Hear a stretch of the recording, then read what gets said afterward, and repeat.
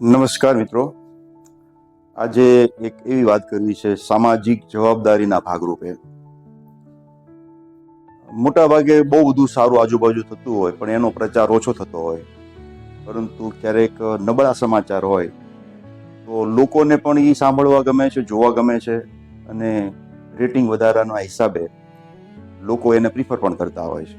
પણ એની સામે ઘણા બધા પોઝિટિવ પાસા પણ હોય છે જે ધ્યાન પર આવતા નથી અથવા એનો પ્રચાર પણ ઓછો થતો હોય છે.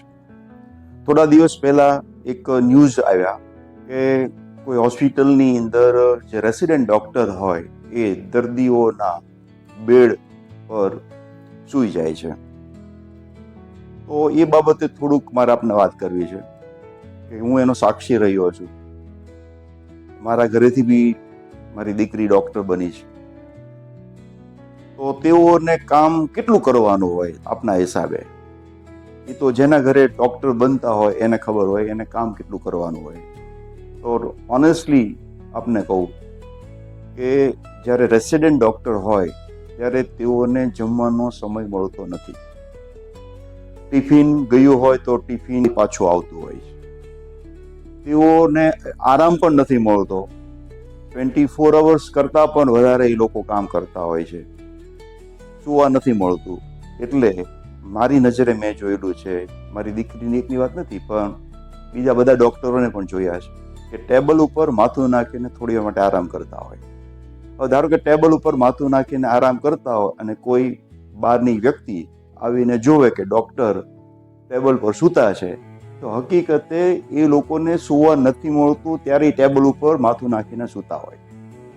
હવે કોઈ પેશન્ટના પલંગ ઉપર શા માટે સૂવે? ડોક્ટર કક્ષાનો માણસ હોય તો પેશન્ટના પલંગ ઉપર સુવાની એને જરૂર ન હોય, પરંતુ એટલા બધા થાકી ગયેલા હોય, ગમે ત્યારે પેશન્ટ આવે એને પાછું એને જોવાનું હોય અને એની કોઈ ફિક્સ અવર્સ નથી હોતી. અને આ ડોક્ટરો ફરિયાદ બી નથી કરતા અને એ લોકો સેવા ભાવથી હોય.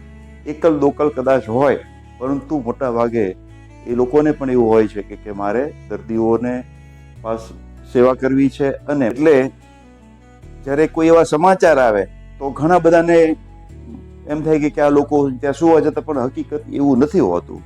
તેઓને આરામ કરવાનો સમય જ નથી મળતો. તો ઘરે જઈને સૂઈ ના જાય, પરંતુ ઘરે સુવા જવાનો કે પોતાની રૂમ પર સુવા જવાનો પણ સમય નથી મળતો.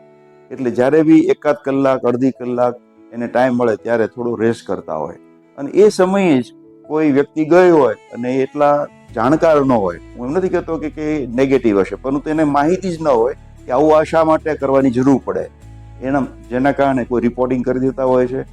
તો આપણે તથ્ય જાણવું જરૂરી છે, કારણ કે ડૉક્ટર એક એવી વ્યક્તિ છે, આપણે બધા જાણીએ છીએ, જેને આપણે ભગવાન માનીએ છીએ. અને ક્યારેક આવા પ્રકારના ન્યૂઝને કારણે ડૉક્ટર પ્રત્યેની જે આપણી છબી બગડી જાય તો સમાજને ઘણું બધું નુકસાન જાય. તો જ્યારે બી કોઈ આવા ન્યૂઝ આવે તો તરત જ આપણે તારણ ઉપર ન આવીએ, પણ તેનું કારણ વિશે પણ વિચારવું જોઈએ. તો મને લાગે જે સમાજની અંદર એકબીજા પર વિશ્વાસ છે એ જળવાઈ રહેશે. નહીતર આ સોશિયલ મીડિયાના જમાનાની અંદર વિશ્વાસ તૂટતા વાર લાગતી નથી. આભાર.